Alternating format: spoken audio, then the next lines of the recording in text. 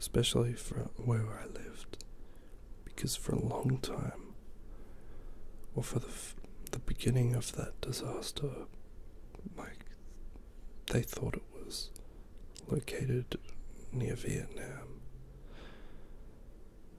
But then all of a sudden they changed directions, and the search was conducted off the coast of Perth. And they thought it was out, it was in the opposite direction. And every day I would hear so many massive planes flying over my house going out to this area that you see here, like, not exactly this area, but they would be flying over this area, out onto the horizon to search for this plane or any signs of wreckage of this plane. And as I'm filming this now, they still haven't found it months and months later. It's really a baffling event, and there were a few people from Perth, I think, that were on the plane. But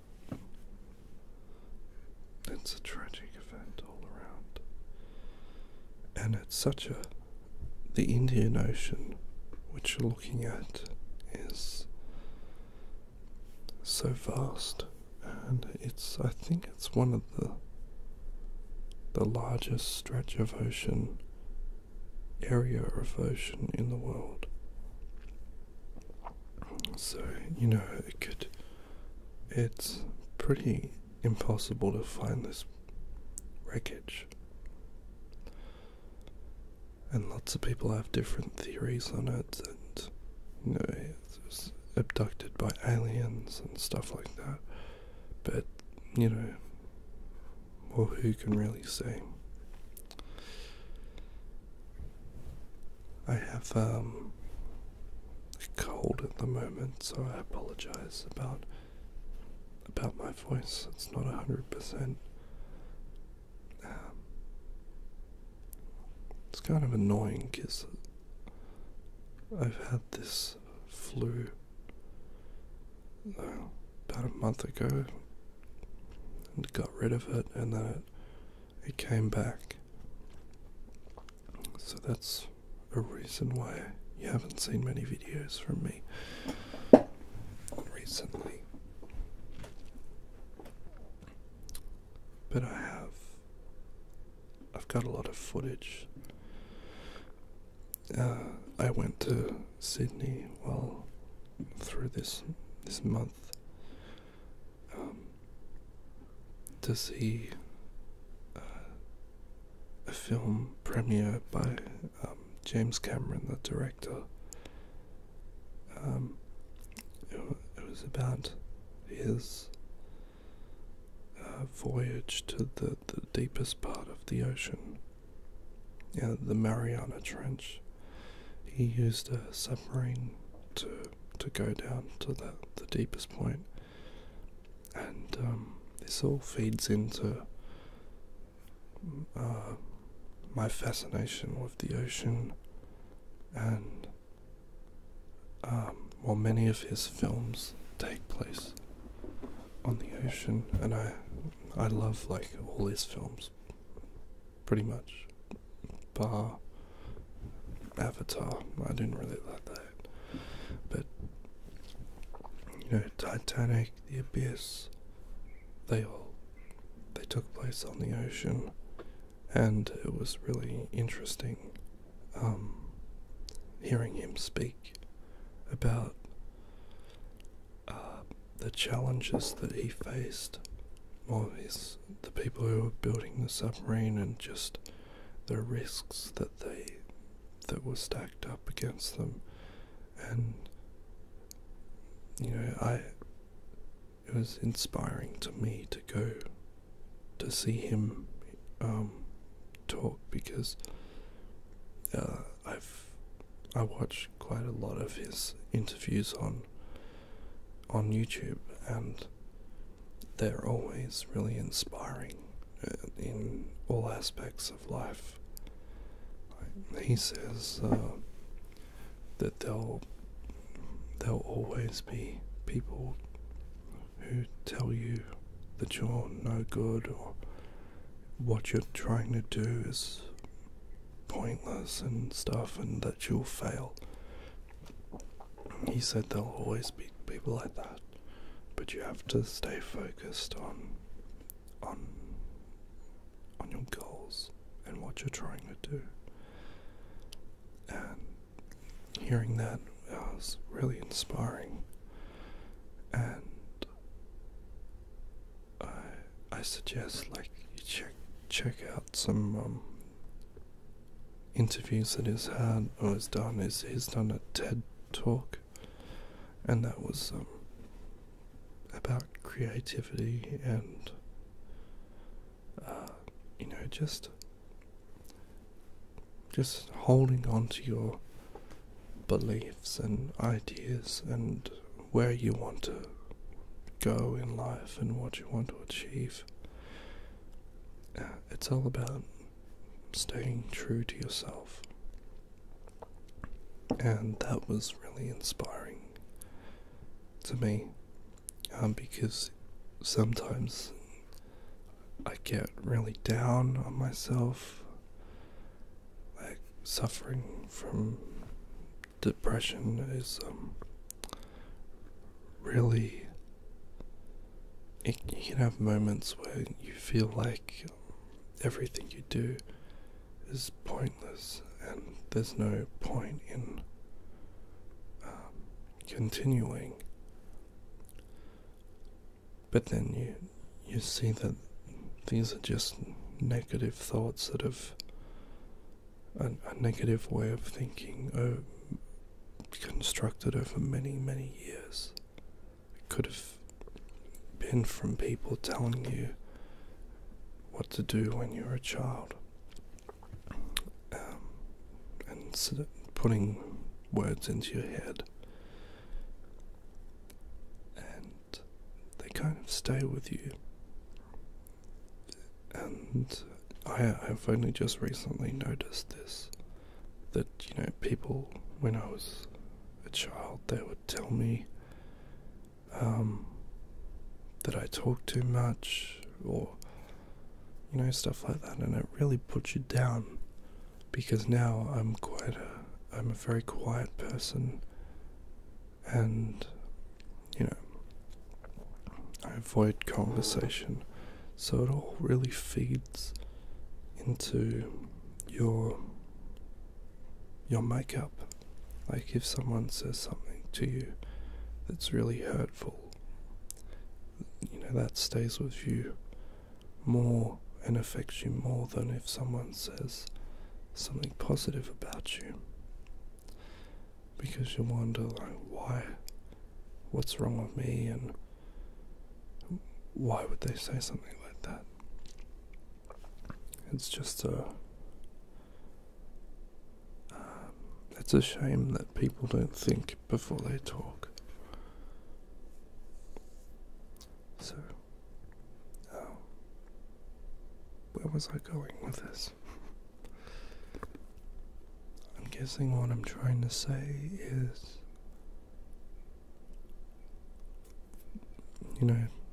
it's okay to go after what you want, and not worry about what other people are saying. They might try and put you down, but that's just them. That's their anxiety about something in their life.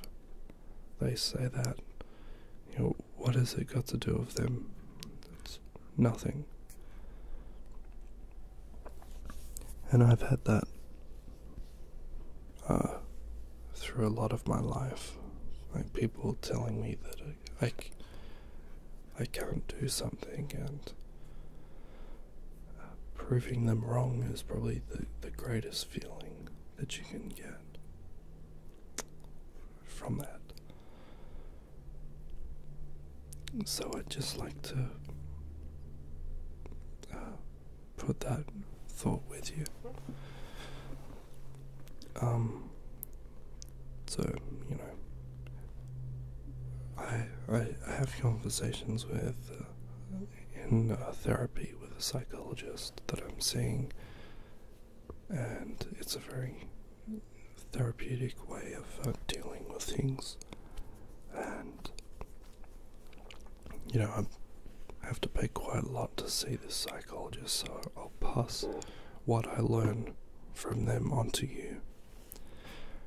And so some of the things that I've been talking about have been from these sessions. And even me just talking to you via these videos, it kind of helps me put these things into practice.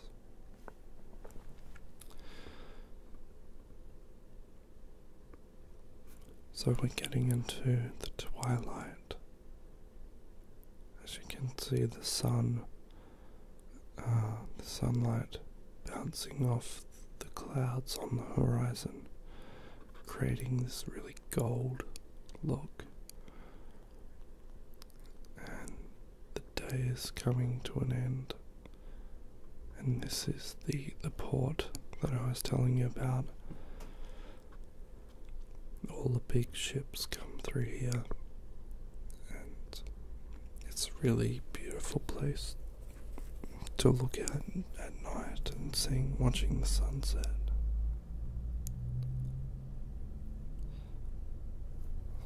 So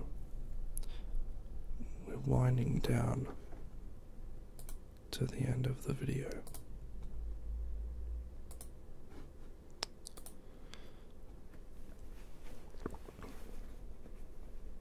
And you can see that the ship is almost docked.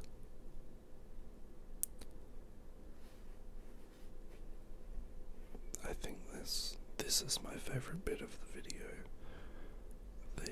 The water looks so peaceful, and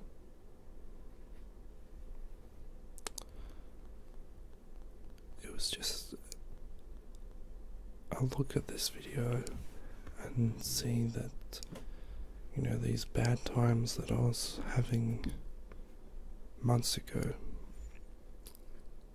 things change. Things have changed drastically. So the bad times, bad feelings that you may have, they go away eventually. Something may happen, and you know, it can't always be bad. The thing I'm trying to do now is use these negative thoughts and this negative energy and turning it into positive. Creatively, one of the things my psychologist has said is, you know, take something that you like doing, like drawing, and draw